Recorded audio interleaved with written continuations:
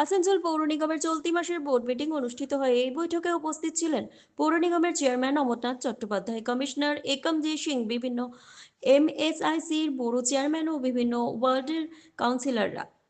বৈঠকে আসানসোল পৌর নিগম এলাকার বিভিন্ন উন্নয়নমূলক কাজ নিয়েই আলোচনা হয় এবং প্রায় শতাধিক উন্নয়ন পরিকল্পনা অনুমোদন দেওয়া হয়।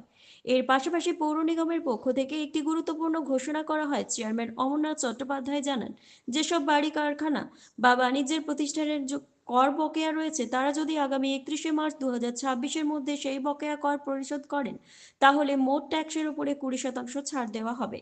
তিনি আরও জানান, কর আদায়ের সুবিধার্থে আসানসোল পৌর নিগমের বিভিন্ন এলাকায় বিশেষ ক্যাম্পের আয়োজন করা হবে, যেখানে নাগরিকরা সহজেই তাদের বকেয়া কর জমা দিতে পারবেন। এছাড়াও ইচ্ছুকরা সরাসরি পৌর নিগম কার্যালয়ে এসে কর পরিশোধ করতে পারবেন। আমরা বারবার বলছি আমাদের কাউন্সিলরদের এবং আসানসোলের মানুষকে যে আসানসোলের কর্পোরেশন বিভিন্ন রকমভাবে মানুষকে উন্নয়ন করার চেষ্টা করছে। এক নম্বর হচ্ছে আমার পাড়ায় আমার সমাধানের মমতা ব্যানার্জির স্বপ্নের ফান্ড আমরা দেওয়ার ব্যবস্থা করেছি। প্রত্যেক ওয়ার্ডে প্রায় 1 কোটি টাকার মতন করে খরচা হচ্ছে, কোনো ওয়ার্ডে 80 লক্ষর মতন করে খরচা হচ্ছে।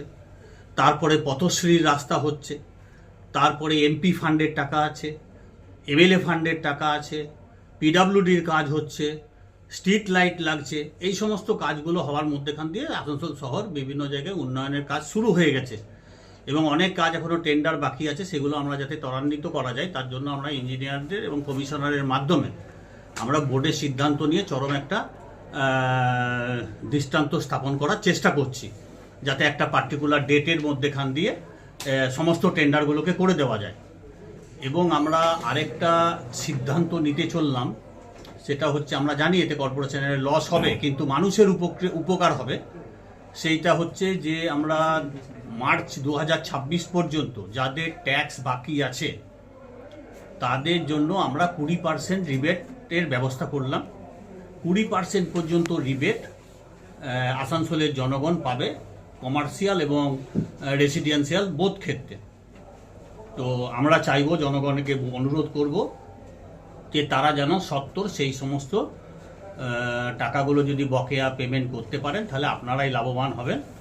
কারণ পরবর্তীকালে আজকে আমরা বোর্ডের সিদ্ধান্ত নিয়ে এইটাকে আইনে তৈরি করলাম এবং এইটা আমাদের 31 মার্চ 2026 পর্যন্ত বলবৎ থাকবে।